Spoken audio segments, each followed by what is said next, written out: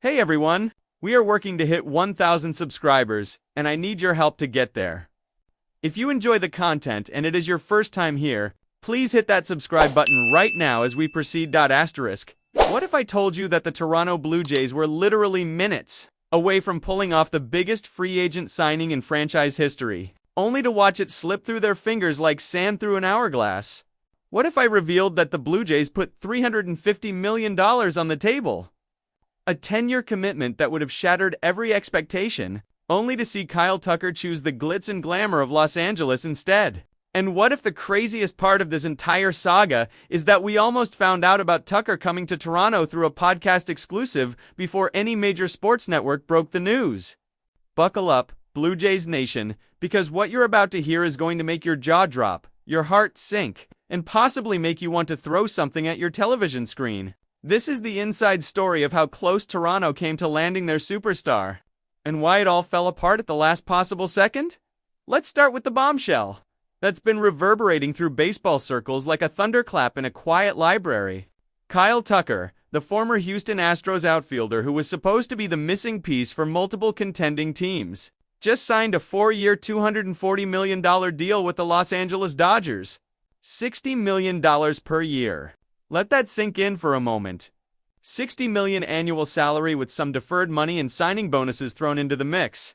It's the kind of contract that makes even billionaire owners wince when they see the final numbers. It's a hired gun, mercenary-level type of deal that screams desperation and championship poor-bust mentality from the Dodgers organization. But here's where the story takes a turn that nobody saw coming. The Toronto Blue Jays, the team that's been accused of being cheap, the team that's been criticized for not spending big when it matters most, the team that fans have questioned about their commitment to winning, put together an offer that absolutely dwarfs what Tucker ultimately accepted from Los Angeles. We're talking about a 10-year, $350 million proposal. 10 years, $350 million. That breaks down to $35 million per year, which was exactly in the ballpark of what every analyst, every insider, and every baseball expert predicted Tucker's market value would be. Think about what that offer represents. The Blue Jays were willing to commit to Kyle Tucker through his mid-30s, essentially saying, "We believe in you so much that we're tying our franchise's future to your bat for the next decade." They weren't offering some short-term prove-it deal or a contract loaded with team options and escape clauses. This was a full-throated, no-holds-barred commitment to making Kyle Tucker the centerpiece of their lineup for years to come. And yet Tucker looked at that offer, looked at the Dodgers' shorter but more lucrative annual deal, and chose Los Angeles now. You might be wondering how anyone turns down an extra $110 million. Like seriously, how do you walk away from that much money? The answer lies in what the Dodgers offer beyond just the salary. We're talking about a team that just won the World Series, a franchise that spends money like it grows on trees, an organization in a massive media market where endorsement opportunities are endless, and a city where the weather is always perfect and the lifestyle is unmatched. The Dodgers aren't just offering Tucker a baseball contract, they're offering him a chance to be part of a dynasty, to play alongside some of the best players in baseball, and to compete for championships every single year. But let's not gloss over the most insane part of this entire saga. According to reports, Kyle Tucker was so close to signing with the Blue Jays that someone in his camp reached out to Whit Merrifield and his podcast team with an exclusive scoop. The message was essentially, "Hey, when this deal goes through, you guys get to break the news on your show." Imagine that for a second. Whit Merrifield, the former Blue Jay who now hosts a baseball podcast, was going to be the one to announce Kyle Tucker coming to Toronto before MLB Network, before any of the major sports media outlets got wind of it now. There's some healthy skepticism to be had here. Would Kyle Tucker's representatives really bypass traditional media channels to give a podcast the exclusive? It seems unusual, maybe even a bit suspicious. But when you consider that Whit Merrifield just launched a brand new show, and this would have been absolutely massive publicity for that platform, suddenly it doesn't seem quite so. What better way to establish your podcast as must-listen content than by breaking one of the biggest free agent signings of the offseason? It's the kind of move that generates millions of downloads, creates instant credibility, and puts your show on the map permanently if this part of the story is true. And that's a significant if. It means Kyle Tucker was legitimately on the verge of becoming a Blue Jay. We're not talking about preliminary discussions or feeling out the market. We're talking about being so close that his camp was already coordinating the media rollout. Then, at the 11th hour, the Dodgers came swooping in like Scrooge McDuck, diving into his money bin. Threw an obscene amount of cash on the table with that $60 million annual salary, and changed everything in an instant. For Blue Jays fans, this has to sting worse than any regular free agent rejection. This wasn't a case of Toronto being outbid by a small margin or losing out, because they weren't willing to meet a player's demands. The Blue Jays went all in. They showed they were serious. They put together an offer that should have been impossible to refuse. And they still came up short because at the end of the day, the Dodgers are the Dodgers, and when they want someone, they usually get them. The silver lining, if you can even call it that, is that this definitively proves the Blue Jays are willing to spend big money when they identify their target. All those accusations about ownership being cheap or management not being committed to winning just took a serious hit. You don't offer someone $350 million over 10 years. Unless you're deadly serious about competing for championships. The front office clearly identified Kyle Tucker as the missing piece, and was prepared to back up that belief with an astronomical investment. But while we're processing the gut punch of losing Tucker to Los Angeles, we also need to talk about the other significant free agent casualty from the Blue Jays roster. Seranthony Dominguez, the reliever Toronto acquired at the trade deadline last season, has signed a 2-year, $20 million deal with the Chicago White Sox. Now, before you start panicking about losing bullpen depth, let's be real about what this signing means for Chicago and what it says about Dominguez's market value. The White Sox are taking a flyer on a reliever who's proven to be a flippable asset. We saw this exact scenario play out last season when Dominguez got traded and eventually found his groove with the Blue Jays. Chicago is betting that they can get solid production from him for $10 million per year, and if he performs well, they can flip him at the trade deadline for prospects or other assets. It's actually a pretty savvy move for a rebuilding team that needs to accumulate value wherever possible. As for Dominguez himself, watching him acclimate to Toronto after the trade was genuinely fascinating. When he first arrived, you could tell something was off. The guy looked like he was going through that classic "I just got traded" funk, where your mental space is completely scrambled because your entire life just got uprooted. He wasn't sharp, he wasn't confident, and you could see the struggle happening in real time on the mound. But credit where credit's due, Dominguez eventually figured it out. By the end of the season, he was dealing, contributing quality innings, and proving why Toronto acquired him in the first place. Sure, he was a little wild at times, but he had a pretty solid run overall. The fact that the Blue Jays didn't make a strong push to retain Dominguez tells you everything you need to know about how they view their bullpen construction. They're confident in their relief pitching depth. They probably have internal options they prefer. They weren't willing to commit $20 million over 2 years to keep him around. Can't really blame them for that decision, especially when you're trying to allocate resources to landing impact bats and starting pitching. Speaking of pitching, we absolutely need to talk about one of the most electrifying young arms in baseball. A kid who went from complete unknown to postseason legend in the span of a few months. Ladies and gentlemen, let's discuss the phenomenon that is Trey Yevich, or, as I like to call him, the guy who made his Major League Baseball debut and then immediately decided that playoff baseball was more fun than the regular season. The Trey Yevich story is absolutely bonkers when you break it down. This young man appeared in exactly 3 regular season games for the Blue Jays. 3 games. That's it. Most prospects get more of a trial run than that before they're thrust into meaningful situations, but Trey Yevich isn't most prospects.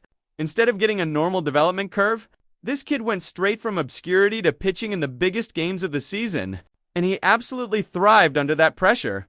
Let's look at the numbers because they're genuinely Yevich pitched 27.2 innings during the postseason with a 3.58 ERA and a 3-on-1 record. He struck out almost 40 batters, including a gem against the New York Yankees that had everyone in the baseball world asking where this kid came from. His splitter, that disgusting tomahawk pitch that drops off the table like it's falling off a cliff, was virtually unhittable when he was locked in.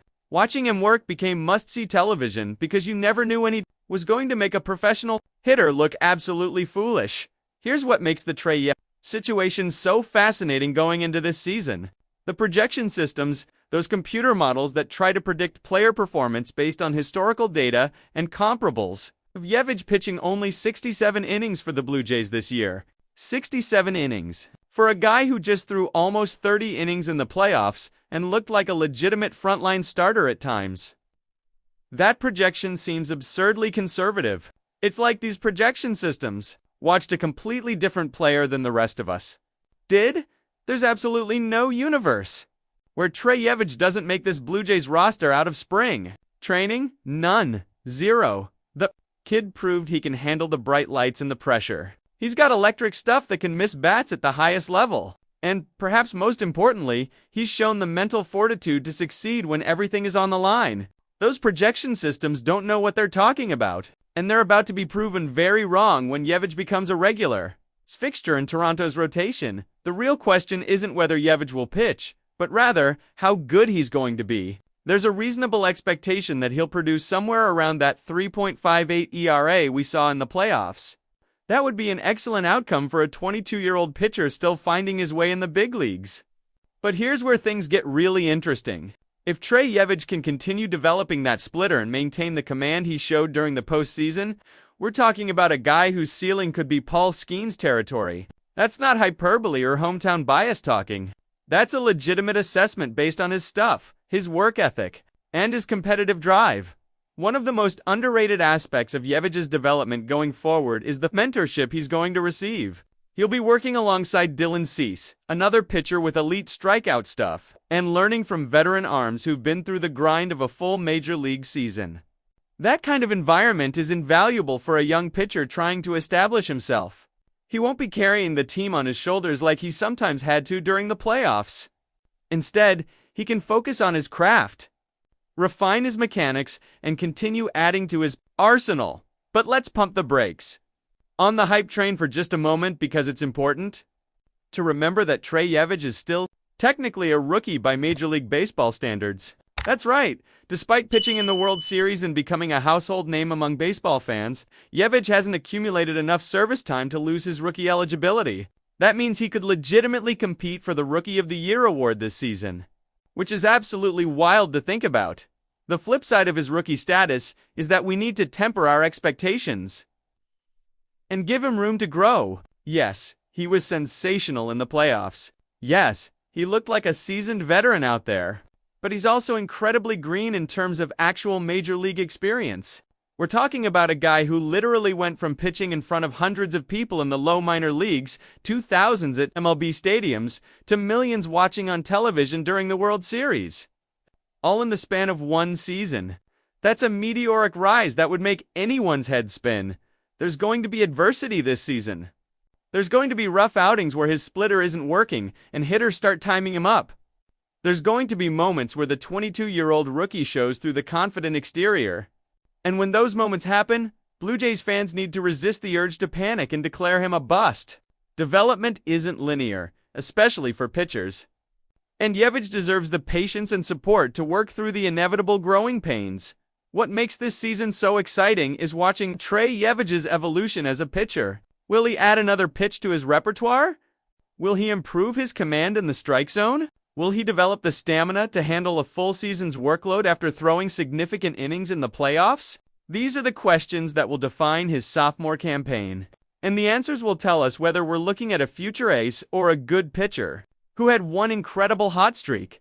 The comparisons to other pitchers who dominated briefly before regression are going to be inevitable. People love to point out that plenty of guys have had great short-term success only to fall back to earth when the league adjusts to them. But Trey Yevich has something those cautionary tales often lacked. He has truly elite stuff. That splitter is a legitimate outpitch that can carry him even when other aspects of his game aren't clicking. As long as he maintains that weapon, he's going to have success at the major league level now. Let's circle back to the elephant in the room. The Kyle Tucker situation and what it means for the Blue Jays moving forward. Losing out on Tucker after putting together such an aggressive offer has to be demoralizing for the front office and frustrating for fans who are desperate to see this team take the next step. But the reality is that Toronto is still building something special here. They've got Vladimir Guerrero Jr. anchoring the lineup, Bo Bichette providing speed and contact ability despite his awkward press conference in New York where he looked either uncomfortable or sleepy. Seriously, that interview was rough to watch.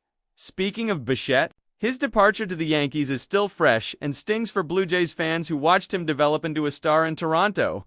The silver lining is that the Blue Jays only have to face him a handful of times during the regular season and potentially in the World Series if both teams make it that far. Hopefully, Bo finds his groove in New York. But there's something satisfying about not having to worry about him tearing up your pitching staff for 81 home games every year. The Blue Jays are at a crossroads moment in their franchise history. They've proven they're willing to spend big money. They've shown they can develop elite young talent like Trey Yevich. They've assembled a roster with genuine championship potential. But they're also operating in an environment where teams like the Dodgers can simply outbid everyone when they identify their target. Regardless of what other teams are offering, that's the harsh reality of modern baseball economics. And it's something Toronto is going to have to navigate moving forward. The question becomes, what's next for the Blue Jays? Do they pivot to other free agent targets? Do they explore the trade market for impact players? Do they trust their current roster construction and bet on internal development? These are the decisions that will define this offseason and potentially determine whether Toronto can finally break through and win their first championship. Since 1993, what we do know is that this team has pieces in place to compete. The pitching staff, especially with young arms like Yevich emerging, has the potential to be dominant. The lineup, even without Kyle Tucker, still has dangerous hitters who can change games with one swing. And the organization has demonstrated a willingness to be aggressive when opportunities present themselves.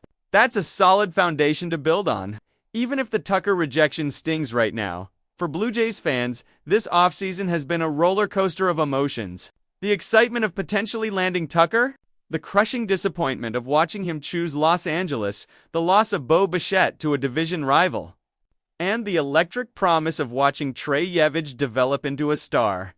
It's been a lot to process, and we're not even at spring training yet. As we head toward the start of the season, there are so many storylines to follow. Will Trey Yevich prove the doubters wrong and establish himself as a legitimate frontline starter? Can the Blue Jays find another impact bat to replace what they would have gotten from Kyle Tucker? Will the pitching staff stay healthy and dominant throughout a long season? These questions will be answered over the next several months, and it's going to be absolutely thrilling to watch it all unfold. So Blue Jays Nation, what do you think about all this chaos? Are you devastated that Kyle Tucker chose the Dodgers, or are you relieved the team didn't commit 10 years to anyone? Do you think Trey Yevich is going to win Rookie of the Year, or are you worried about the sophomore slump? Are you excited about what this roster can accomplish, or do you think they needed Tucker to be legitimate contenders? Drop your thoughts in the comments below because we want to hear from you. Team, this is your passion and your community. And if you enjoyed this deep dive into all the Blue Jays drama, smash that like button to help the algorithm spread this content to more passionate baseball fans. Subscribe to the channel if you haven't already because we're covering every development, every rumor, and every game as this season unfolds. Hit that notification bell so you never miss breaking news when it drops. This is going to be one hell of a season, and we're going to experience every moment of it together. Let's go Blue Jays!